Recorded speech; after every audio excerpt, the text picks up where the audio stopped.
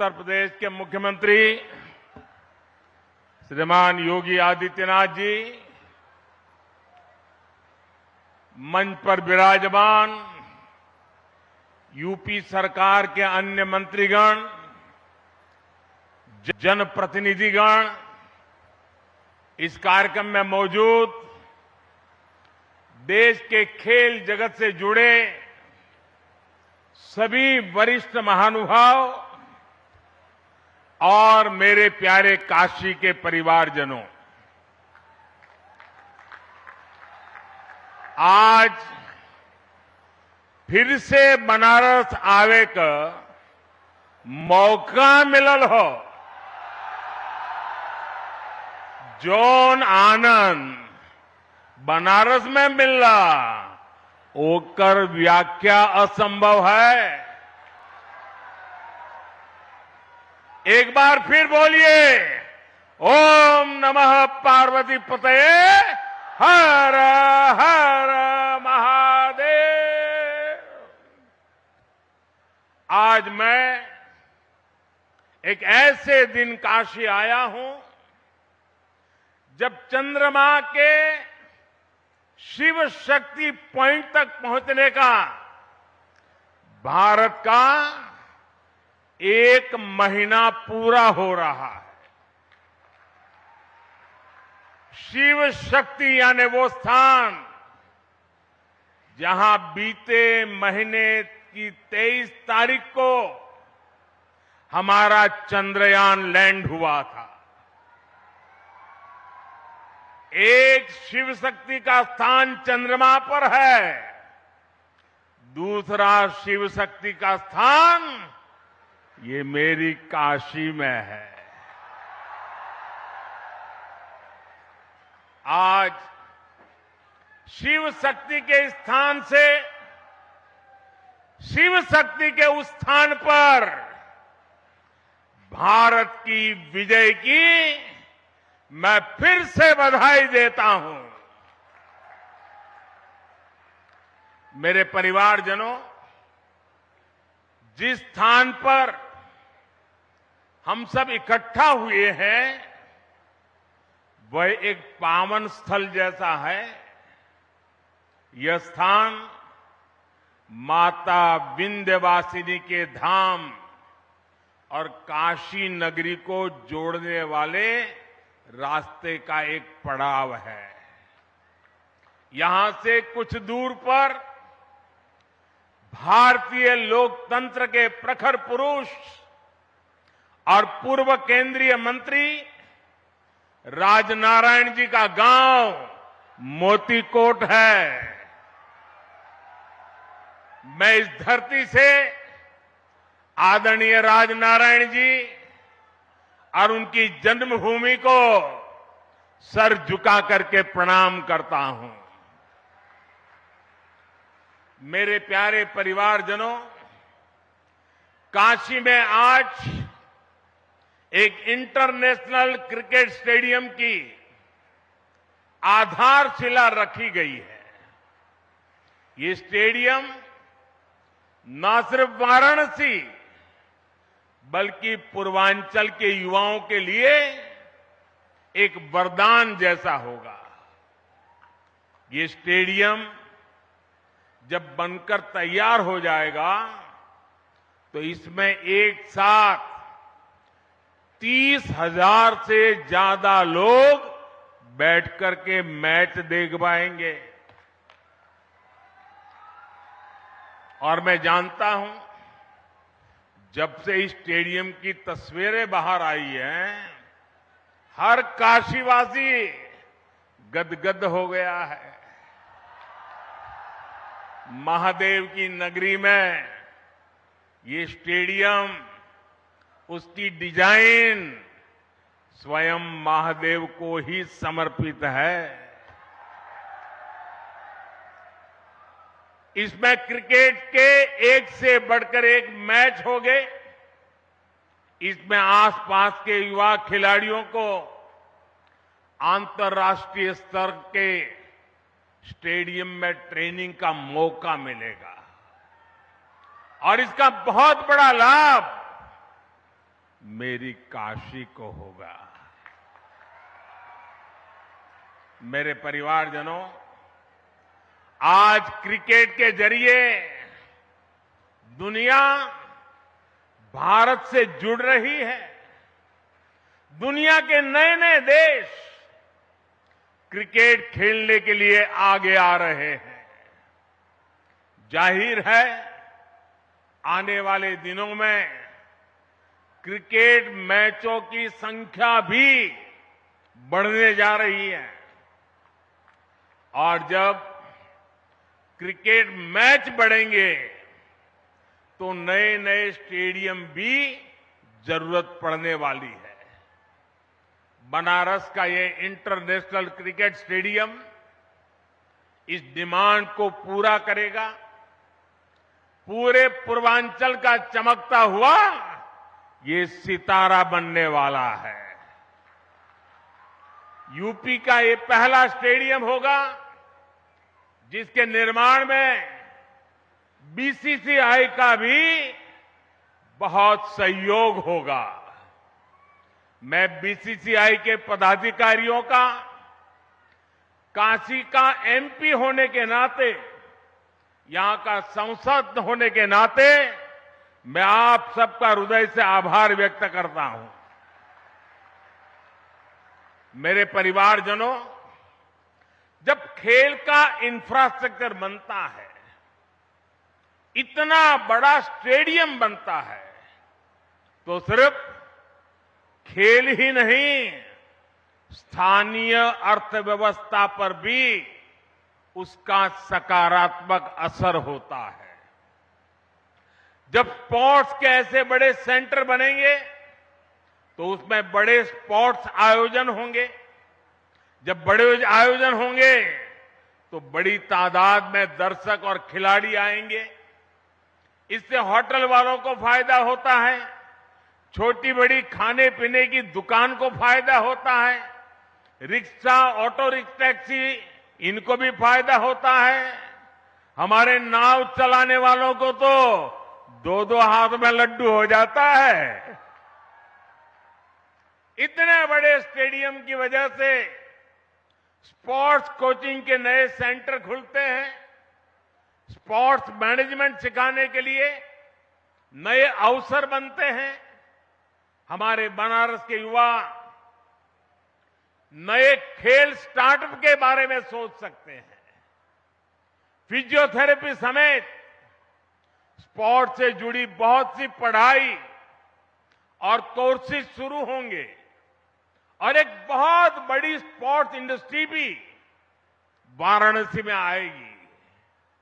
मेरे प्यारे परिवारजनों, एक समय था जब माता पिता बच्चों को इस बात के लिए डांटते थे कि हमेशा खेलते ही रहोगे क्या, कुछ पढ़ाई वढ़ाई करोगे कि नहीं, यही हुड़दंग करते रहोगे क्या, यही सुनना पड़ता था।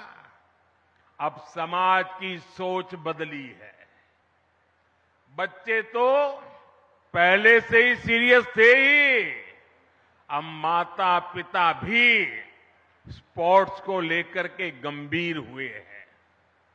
अब देश का मिजाज ऐसा बना है कि जो खेलेगा वही खिलेगा। साथियों, पिछले एक दो महीने पहले मैं मध्य प्रदेश का एक आदिवासी इलाका शहडोल के आदिवासी गांव में गया था। वहां मुझे कुछ नौजवानों से मिलने का अवसर मिला और मैं सचमुच में वहां का दृश्य और उनकी बातें सुनकर के इतना प्रभावित हुआ। उन युवकों ने मुझे कहा कि ये तो हमारा मिनी ब्राजील है। मैंने कहा भाई, तुम मिनी ब्राजील कैसे बन गए हो? बोले, हमारे यहां हर घर में फुटबॉल का खिलाड़ी है। और कुछ लोगों ने मुझे कहा कि मेरे परिवार में 3-3 पीढ़ी नेशनल फुटबॉल प्लेयर रही है। एक प्लेयर रिटायर्ड होने के बाद उसने वहां अपना जान लगा दी और आज हर पीढ़ी का व्यक्ति आपको वहां फुटबॉल खेलता नजर आएगा।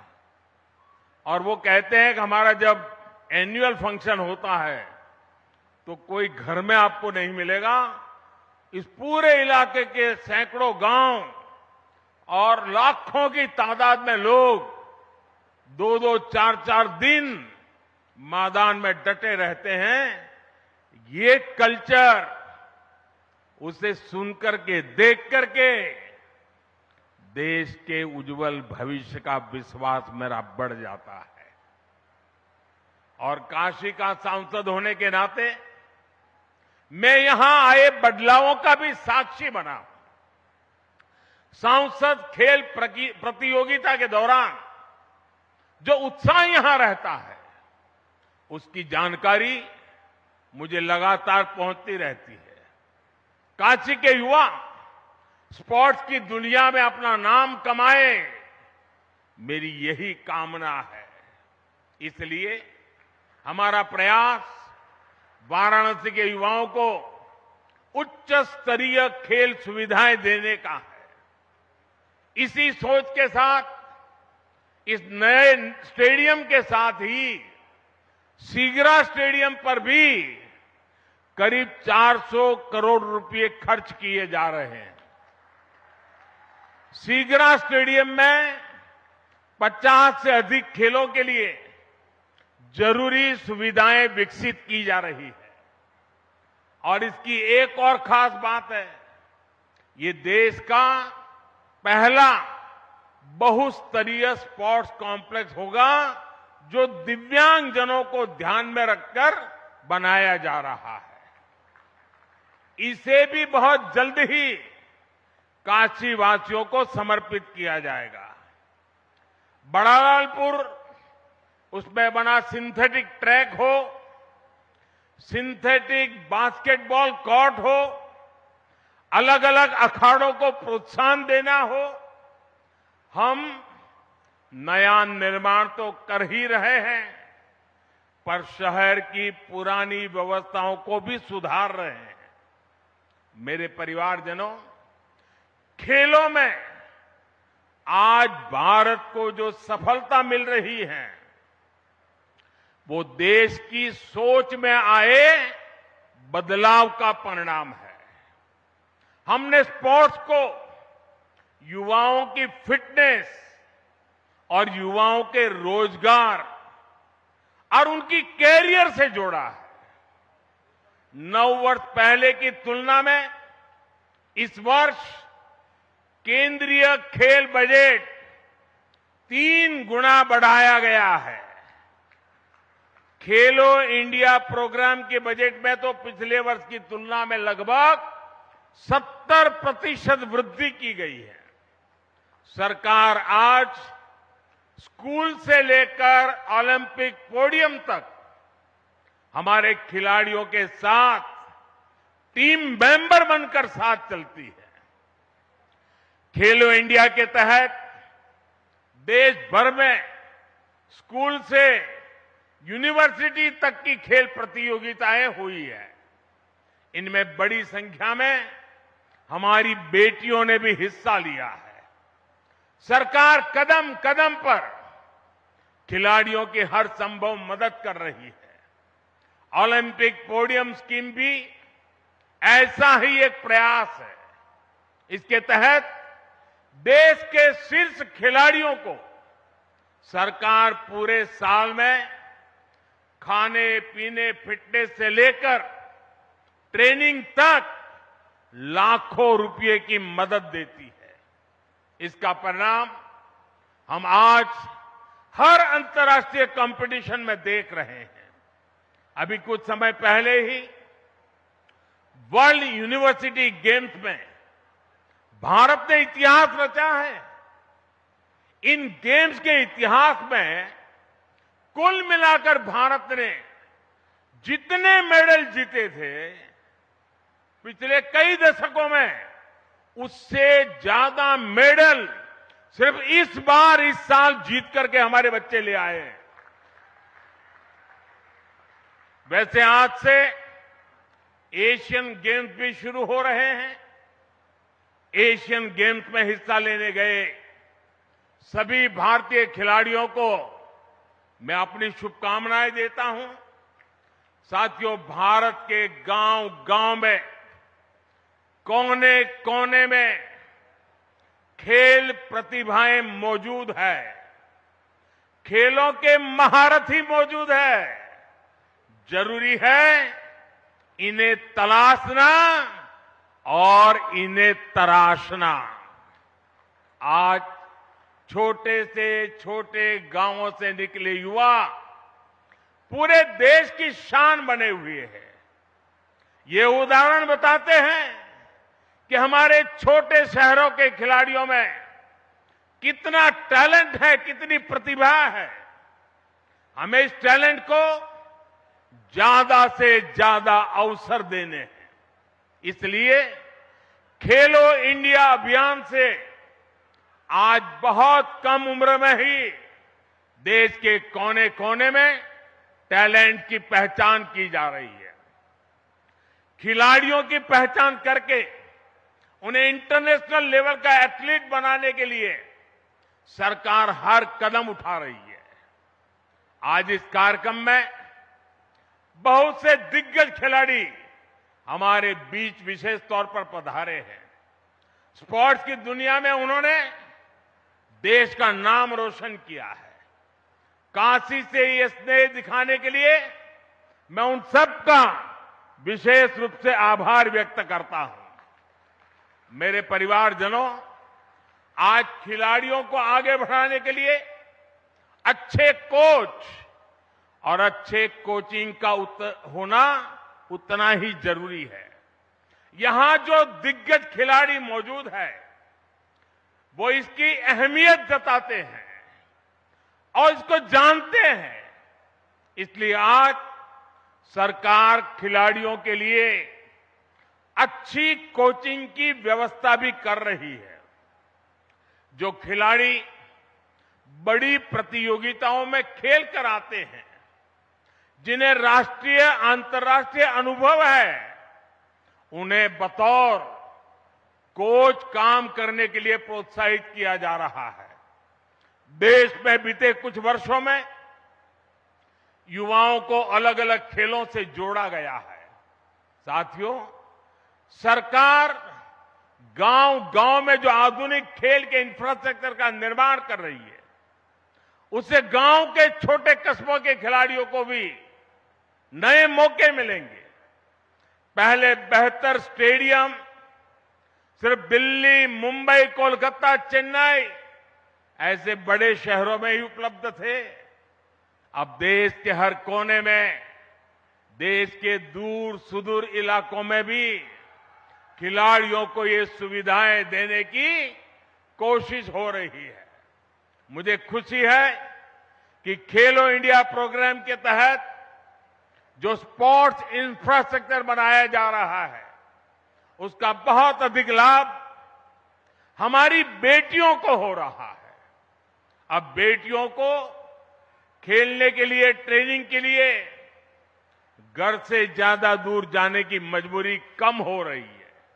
साथियों, नई नेशनल एजुकेशन पॉलिसी में खेल को उसी कैटेगरी में रखा गया है जैसे साइंस, कॉमर्स या दूसरी पढ़ाई हो।